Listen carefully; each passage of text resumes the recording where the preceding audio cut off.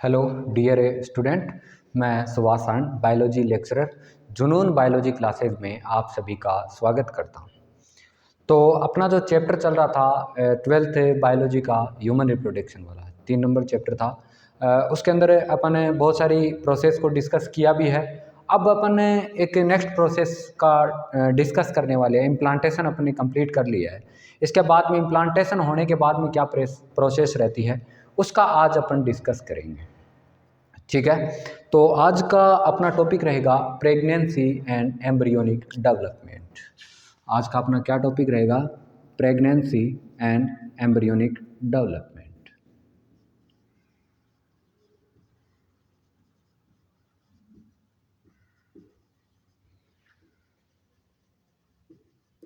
Embryonic development, ठीक है। Pregnancy and embryonic development, या इसे अपन सहगर्भता या भ्रूणीय परिवर्धन के नाम से जानते हैं हिंदी के अंदर, ठीक है ना। तो आज अपने इम्प्लांटेशन जैसे पढ़ा था। अब इम्प्लांटेशन होने के बाद में प्रेगनेंसी कैसे मेंटेन रहती है और प्रेगनेंसी मेंटेन के अलावा एम्ब्रियो का किस प्रकार से डेवलपमेंट होता है उसका अपन डिस्कस करेंगे। इससे पहले मैं आपको बता देता हूँ कि अपन ने सबसे पहले फर्टिलाइजेशन किया था। क्या किया था? फर्टिलाइजेशन किया। फर्टिलाइजेशन के अंदर अपन मेल एंड फीमेल गैमेट के प्रोन्यूक्लियाई को फ्यूज किया था। तो अपन ने जैसे ही फर्टिलाइजेशन किया तो बनने वाली स्ट्रक्चर थी वो क्या बनी थी? जाइगोट बना था। क्या बना था? जाइगोट। जाइगोट में क्लीवेज हुआ। क्या हुआ? क्लीवेज हुआ या विदलन हुआ। उसके दौरान 2 सेल बनी, 2 से 4 बनी, 4 से 8, 8 से 16 और 8 से जो 16 सेल का जो ग्रुप था उस ग्रुप को अपन ने किस नाम से जाना था? मोरुला के नाम से जाना था।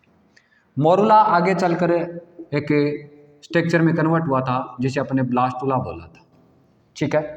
ब्लास्टुला जो फेज थी वो मोस्टली इम्प्लांटेशन कर रही थी। क्या कर रही थी? इम्प्लांटेशन कर रही थी। आपने ये पढ़ा है, इम्प्लांटेशन। और इम्प्लांटेशन के दौरान इस ब्लास्टुला के अंदर 2 प्रकार की सेल बनी थी। एक ट्रोफोब्लास्ट सेल थी, ट्रोफोब्लास्ट सेल थी। दूसरी इनर सेल मास था, इनर सेल मास, ठीक है। ऐसा बना था अपन ने, ऐसा पढ़ा है। ट्रोफोब्लास्ट सेल थी वो किसका रिलीज कर रही थी? HCG को कर रही थी। ऐसा पता है आपने, पढ़ा। अब इनमें कुछ और चेंजेस आते हैं और ये इनर सेल मास होता है ना, इसकी सेल्स होती है वो 2 टाइप में डिवाइड हो जाती है। कितने टाइप में डिवाइड हो जाती है? 2 टाइप में डिवाइड होती है। और ये इनर सेल मास है ना, यही आगे चलकर एम्ब्रियो का फॉर्मेशन करता है। किसका फॉर्मेशन करता है? एम्ब्रियो का फॉर्मेशन करता है। कौन करता है? ये जो कौन सी सेल है? Inner cell mass. या इनर सेल मास किसका फॉर्मेशन करेगी? मोस्टली किसका फॉर्मेशन करेगी? एम्ब्रियो का फॉर्मेशन करेगी। कौन सी सेल है? Inner cell mass. अब आगे अपन बात करते हैं।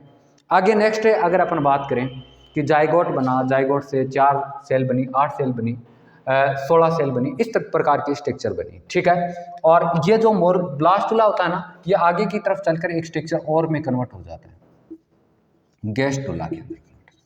किसके अंदर कन्वर्ट होता है? गैस्ट्रुला के अंदर कन्वर्ट होता है। कौन कन्वर्ट होता है? कौन कन्वर्ट होता है? ब्लास्टुला आगे चलकर। तो सबसे पहली फेज होती है fertilisation, zygote, cleavage, morula, blastula और गैस्ट्रुला। और इस गैस्ट्रुला फेज के अंदर 3 प्रकार की जर्म लेयर बनती है। कितने प्रकार की लेयर बनती है? 3 प्रकार की जर्म लेयर बनती है। एक बनती है एक्टोडर्म, दूसरी एंडोडर्म और तीसरी मेसोडर्म बनती है। कौन सी बनती है? मेसोडर्म बनती है। तीसरी जो लेयर होगी वो कौन सी बनेगी? मेसोडर्म लेयर बनेगी। तो कितनी लेयर का फॉर्मेशन हुआ? 3 प्रकार की लेयर का जो जर्म लेयर होती है वो कितनी प्रकार की लेयर का फॉर्मेशन करती है? 3 प्रकार की का करती है। एक एक्टोडर्म होता है और दूसरा एंडोड्रम होता है और तीसरा कौन सा होता है?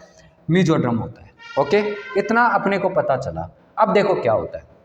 अब अपन एक इस प्रोसेस को समझने के लिए, प्रेगनेंसी को या एम्ब्रियोनिक डेवलपमेंट को समझने के लिए एक फीमेल रिप्रोडक्टिव ट्रैक्ट का डायग्राम बनाने की कोशिश करते हैं, ठीक है ना। तो आगे अपन डायग्राम को बनाते हैं किस प्रकार से बनता है। तो मैं यहाँ पर डायग्राम बना रहा हूँ फीमेल रिप्रोडक्टिव ट्रैक्ट का। अपन ने ऐसा बनाया था, पहले भी अपन बना चुके हैं इसको। कुछ पीछे के पार्ट है उसको अच्छे से एनालिसिस करना, उसे देखने की कोशिश करना। इस प्रकार का अपन ने फीमेल रिप्रोडक्टिव ट्रैक्ट बनाया था, ठीक है, इस प्रकार का। और इसमें फैलोपियन ट्यूब भी प्रेजेंट होती है। इधर की तरफ ये कौन प्रेजेंट है? फैलोपियन ट्यूब है। एम्पुला पार्ट भी इसमें होता है, फिम्बरी वगैरह वगैरह सब कुछ होते हैं इसके अंदर। इस तरह से यहाँ पर भी फैलोपियन ट्यूब है। ओके, ये बन गई। अब अपन ने देखा इधर की तरफ ओवेरी है, ठीक है, इधर की तरफ भी ओवेरी है। यहाँ से ओवुलेशन हुआ, सेकेंडरी oocyte बाहर की तरफ आया था। कौन आया? कौन सी? सेकेंडरी oocyte बाहर की तरफ आया। सेकेंडरी oocyte जैसे ही आया, यहाँ पर एम्पुला पार्ट मान लेते हैं। इस भाग को क्या बोलते हैं? एम्पुला बोलते हैं, एम्पुला। और इसको इनफंडिबुलम बोलते हैं, इनफंडिबुलम, ठीक है ना। और ये इस्थमस होता है, इस्थमस। और ये यूट्रस है। और मैंने एक बात बोली थी, यूट्रस होता है वो 3 प्रकार की लेयर से फॉर्मेट होता है। बाहर की तरफ पेरीमेट्रियम, अंदर की तरफ मायोमेट्रियम, और सबसे अंदर की तरफ कौन होता है? एंडोमेट्रियम होता है। कौन सी लेयर है? एंडोमेट्रियम है ये। कौन सी? एंडोमेट्रियम, ठीक है, एंडोमेट्रियम। अब अपन ने ये कल पढ़ा था कि ये फैलोपियन ट्यूब से ये यूट्रस के अंदर आ गया था। कौन आ गया था? फैलोपियन ट्यूब से यूट्रस के अंदर ब्लास्टोसिस्ट आया था। कौन आया था? अपने ब्लास्टोसिस्ट की स्ट्रक्चर ऐसी बनाई थी ना, इस प्रकार की स्ट्रक्चर बनाई थी ब्लास्टोसिस्ट की, इस प्रकार से, ठीक है। इसके अंदर की तरफ कुछ सेल्स थी इस तरह से, और इस सेल्स को किस नाम से जाना था अपन ने? ट्रोफोब्लास्ट सेल के नाम से जाना था। इन सेल को क्या नाम से जाना था? ट्रोफोब्लास्ट सेल के नाम से जाना था। ओके। और इसके अलावा इसके अंदर एक सेल का ग्रुप था, इस तरह से अरेंज था। इस ग्रुप को अपन ने किस नाम से जाना था? इस ग्रुप को इनर सेल मास के नाम से जाना था। किसके नाम से जाना था? इनर सेल मास के नाम से। तो इसका क्या नाम दे देता हूं मैं? इनर सेल मास के नाम से जानते हैं। ओके। अब क्या होता है ये, अब यहाँ तक तो अपने इम्प्लांटेशन देखा था कि इम्प्लांटेशन के अंदर एम्ब्रियो का, या अपन बोलते एम्ब्रियो अभी बनाई नहीं है, ब्लास्टोसिस्ट का, और इसके अंदर बीच में एक कैविटी भी प्रेजेंट थी। अपने कैविटी भी बनाई थी इस तरह से। ये मान लो यहाँ पर कैविटी है। ओके, ये अंदर की तरफ कौन है? कैविटी है। और इस कैविटी को किस नाम से जाना था? ब्लास्टोसील के नाम से जाना था। किसके नाम से? ब्लास्टोसील के नाम से जाना था। इतना अपन ने कल पढ़ा था, ठीक है। अब आगे जानने की कोशिश करते हैं। अब आगे क्या हो रहा था? जैसे ही, अब मान लो ये एंडोमेट्रियम से ही अटैच होगा, ये एंडोमेट्रियम से अटैच होगा। जैसे मान लेते हैं कि ये यूट्रस है, और यूट्रस का ये पेरीमेट्रियम है, ये मायोमेट्रियम है, और अंदर की तरफ कौन है? एंडोमेट्रियम है। ओके। अब ये जो आपने देख रहे हैं कि इनर सेल मास वाला या इनर मास सेल वाला जो मास होता है, उस मास से कुछ विशेष फिंगर लाइक इस प्रकार की कुछ स्ट्रक्चर निकलती है, इस प्रकार से, इस प्रकार से, ठीक है ना। इसकी स्ट्रक्चर अगर अपन बनाने की कोशिश करें ना, इधर की तरफ बना रहा हूं मैं, इस प्रकार की स्ट्रक्चर निकलती है। ये पूरा का पूरा ब्लास्टोसिस्ट है, और इसके ऊपर की तरफ और प्लस में एंडोमेट्रियम, इधर की तरफ कौन है? एंडोमेट्रियम है। और एंडोमेट्रियम किसकी? यूट्रस की है, ठीक है। इधर की तरफ कौन है? यूट्रस की एंडोमेट्रियम है। तो ये ऊपर का पार्ट होता है, इनर सेल मास होता है। उस मास से कुछ ऐसे फिंगर लाइक स्ट्रक्चर निकलती है, और इस स्ट्रक्चर को कोरियोनिक विलाई के नाम से जाना जाता है। किस नाम से जाना जाता है? कोरियोनिक विलाई के नाम से जाना जाता है। याद रखना, ये स्ट्रक्चर क्या कहलाती है? कोरियोनिक विलाई कहलाती है। और ये कोरियोनिक विलाई ही किसके साथ अटैच होती है? ये यूट्रस की, अपन बोल सकते हैं वेजल्स के अंदर अटैच होती है। मतलब ये मेटरनल पार्ट होता है फीमेल का, या यूट्रस का पार्ट होता है। यूट्रस की एंडोमेट्रियम है, तो एंडोमेट्रियम और प्लस में कोरियोनिक विलाई एक प्रकार की स्ट्रक्चर भी बनाती है। अपन बोल सकते हैं यूट्रस वॉल, यहाँ पर लिख देता हूँ मैं, uterus wall plus chorionic villi. Chorionic villi एक विशेष प्रकार की स्ट्रक्चर बनाती है, एक स्पेसिफिक स्ट्रक्चर होती है, या एक इन दोनों को मिक्सअप रूप से एक नाम से जाना जाता है, जिसे डेसिडुआ के नाम से जानते हैं। किस नाम से जानते हैं? डेसिडुआ के नाम से जाना जाता है। इसको किस नाम से जाना जाता है? डेसिडुआ के नाम से जाना जाता है। ओके। अब देखते हैं अब यही कोरियोनिक विलाई और प्लस में यूट्रस बॉल आगे चलकर डेसिडुआ, इनको कंप्लीटली डेसिडुआ बोलते हैं, लेकिन ये आगे चलकर एक विशेष प्रकार के स्ट्रक्चर का भी फॉर्मेशन करते हैं जिसे प्लेसेंटा बोलते हैं। किस नाम से जानते हैं? प्लेसेंटा के नाम से जाना जाता है। किस नाम से जाना जाएगा? प्लेसेंटा के नाम से। और ये प्लेसेंटा फॉर्मेड होती है एंड्रोमेट्रियम की वॉल प्लस कोरियोनिक विलाई की वजह से, ठीक है ना। और ये प्लेसेंटा से अटैच हो जाता है, ये एम्ब्रियो मान लो ये इस यूट्रस का ल्यूमन है, ठीक है, और ये ल्यूमन है इधर की तरफ तो, और ऊपर की तरफ कौन है? Chorionic villi. किससे जुड़ी हुई है? एंडोमेट्रियम से जुड़ी हुई है। मान लो इसको मैं यहाँ पर जोड़ देता हूँ, इस तरह से मैं जोड़ देता हूँ। किसको जोड़ देता हूँ? मोस्टली किसको जोड़ रहा हूँ मैं? ब्लास्टोसिस्ट को जोड़ रहा हूँ। इस तरह से मैं ब्लास्टोसिस्ट को किसके साथ जोड़ रहा हूँ? एंडोमेट्रियम के साथ जोड़ रहा हूँ। यहाँ पर ये एंडोमेट्रियम है, इस एंडोमेट्रियम के साथ मैंने इसको जोड़ दिया, ओके, जोड़ दिया। अब एक पार्ट इस ब्लास्टोसिस्ट का नीचे की तरफ फ्री है, ल्यूमन होता है या फ्री रहता है, एक ऊपर की तरफ पार्ट होता है। अगर ये सारा का सारा, अब अपन देख सकते हैं इसे एक ऐसे वॉल निकलती है और एक ऐसे वॉल निकलती है, ओके। अब ऊपर की तरफ जहाँ से कोरियोनिक विलाई यूट्रस वॉल से जुड़ी होती है, कोरियोनिक विलाई किससे जुड़ी हुई होती है? यूट्रस वॉल से जुड़ी हुई होती है, तो उसे डेसिडुआ प्लेसेंटेलिस बोलते हैं। यहाँ से जुड़ी हुई है तो इसे किस नाम से जाना जाएगा? डेसिडुआ प्लेसेंटेलिस के नाम से जाना जाता है। प्लेसेंटेलिस के नाम से जाना जाता है, डेसिडुआ प्लेसेंटेलिस। अब मैं बात करता हूँ ऊपर की तरफ है, अगर प्लेसेंटा जुड़ा हुआ है किससे? यूट्रस वॉल से, तो उसे डेसिडुआ प्लेसेंटेलिस बोलते हैं। जबकि अगर जहाँ से फ्री रहता है, जहाँ से कौन रहता है? डेसिडुआ फ्री रहता है, उसे डेसिडुआ कैप्सुलेरिस बोलते हैं। यहाँ पर जो स्ट्रक्चर बन रही है ये, इस स्ट्रक्चर को किस नाम से जाना जाता है? डेसिडुआ कैप्सुलेरिस के नाम से जाना जाता है।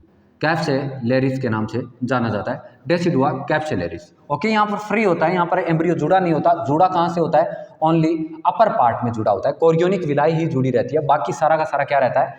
फ्री रहता है। जबकि ल्यूमन की तरफ होता है, ल्यूमन की तरफ होता है, उसे कैप्सुलेरिस बोलते हैं, इससे कैप्सुलेरिस बोलते हैं। ल्यूमन की तरफ होगा उसे क्या बोला जाता है? डेसिडुआ, इससे डेसिडुआ कैप्सुलेरिस के नाम से जाना जाता है, कैप्सुलेरिस। जबकि यहाँ से फ्री रहता है उसे डेसिडुआ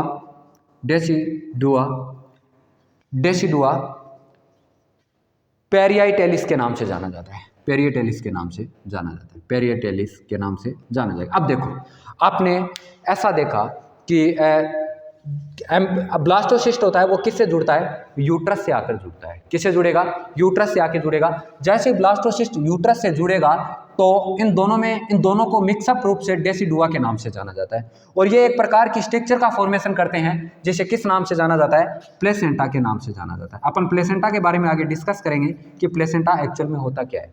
अब जैसे इसे प्लेसेंटा बोला तो अपन बोल सकते हैं कि इसे जहाँ ये प्लेसेंटा नामक स्ट्रक्चर का फॉर्मेशन कर रहा है, जिसकी वजह से इसे डेसिडुआ प्लेसेंटेलिस के नाम से जाना जाएगा। जबकि इस ब्लास्टोसिस्ट का अपोजिट वाला पार्ट, ये साइड वाला पार्ट फ्री रहता है, उसे डेसिडुआ पेंटेलिस के नाम से जाना जाता है। जबकि नीचे की तरफ पार्ट होता है उसे कैप्सुलेरिस के नाम से जाना जाता है। इस तरह से अटैच होता है और एक स्ट्रक्चर का फॉर्मेशन करता है जिसे प्लेसेंटा के नाम से जाना जाता है। और प्लेसेंटा मोस्टली एम्ब्रियो को न्यूट्रिशन प्रोवाइड करती है, पोषण प्रदान करने का। माता और अपन ऐसे बोल सकते हैं मदर से जो एम्ब्रियो को न्यूट्रिशन मिलता है वो कौन सप्लाई करता है? प्लेसेंटा करता है। और इसके अलावा ये रेस्पायरेशन का काम भी करता है, रेस्पायरेशन का भी काम करेगा। किसका काम करेगा? रेस्पायरेशन का। एज ए बैरियर का भी फंक्शन करता है, ये सुरक्षा का भी काम करता है, ठीक है ना, ये सुरक्षा का काम करता है। अब आगे अपन जानने की कोशिश करते हैं। ये जैसे ही अटैच हुआ तो इसके अंदर कौन सी सेल्स थी? अरे कौन सी सेल थी? साइड के अंदर ट्रोफोप्लास्ट सेल थी, और इसके अंदर की तरफ एक इनर सेल मास था। इधर अंदर की तरफ कौन था? Inner cell mass. और ये इनर सेल मास होता है, ये दो पार्ट में डिवाइड हो जाता है, डिफ्रेंशिएट हो जाता है दो पार्ट में। मैं अगर इसको यहाँ पर बनाऊं इनर सेल मास, और एक ऊपर की तरफ बन जाता है इनर सेल मास की लेयर, एक अंदर की तरफ बन जाती है इस टाइप। ऊपर वाली इनर मास सेल होता है ना, ये एपीब्लास्ट कहलाता है। क्या कहलाता है? एपीब्लास्ट कहलाता है। जबकि ये जो सेल है उसे हाइपोब्लास्ट बोलते हैं। किस नाम से? हाइपोब्लास्ट से। और इसे क्या बोलते हैं? एपीब्लास्ट कहा जाता है। ठीक है ना। और ये एपिब्लास्ट सेल होती है, यही आगे चलकर जर्म लेयर बनाती है, तीनों प्रकार की, एक्टो, मीजो और एंडोडर्म। और इन इसके एपिब्लास्ट सेल से एक एक्स्ट्रा एम्ब्रियोनिक मेम्ब्रेन का भी निर्माण होता है, जिसे एम्नियोन कहते हैं।